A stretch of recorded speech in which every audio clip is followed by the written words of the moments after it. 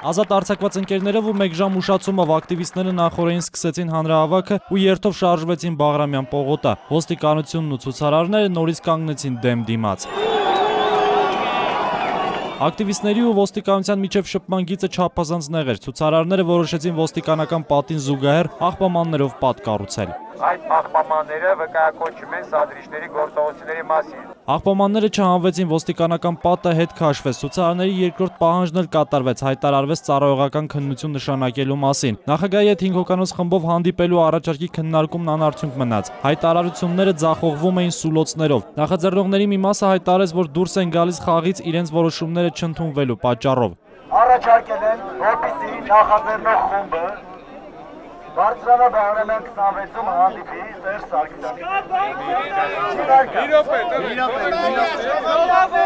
Շուտով ոստիկանության ու ցուցարարների բախումները կանխելու համար մի խումբ դերասաններ, կրոնավորներ ու պատգամավորներ եկան, որ կենթանի պատ կազմեն ոստիկանության ու ցուցարարների միջև։ Մենք այստեղ ենք, քանի որ բոլորն են այստեղ արդեն եւ հանկարծ չհասնի ինչ-որ բանի, եթե պիտի լինի ընդհանրում, մենք ուրեմն այդ մեջտեղն ենք։ Գիշերը ժամը 3-ից հետո ցուցարարների շարքերը նոսրացան։ Հասարակական գործիչների ու պատգամավորների մի մասը ցուցարարների հետ լուսաբացը դիմավորեցին Բաղրամյան պողոտայում։ Առավոտյան ակտիվիստները սկսեցին մաքրել ակցիայի հետևանքով կուտակված աղբը։ Երբ արևը սկսեց թեժանալ, ակտիվիստները մեծ հովանոցներ տեղադրեցին եւ ավելացրին աղբաման բարիկադների քանակը։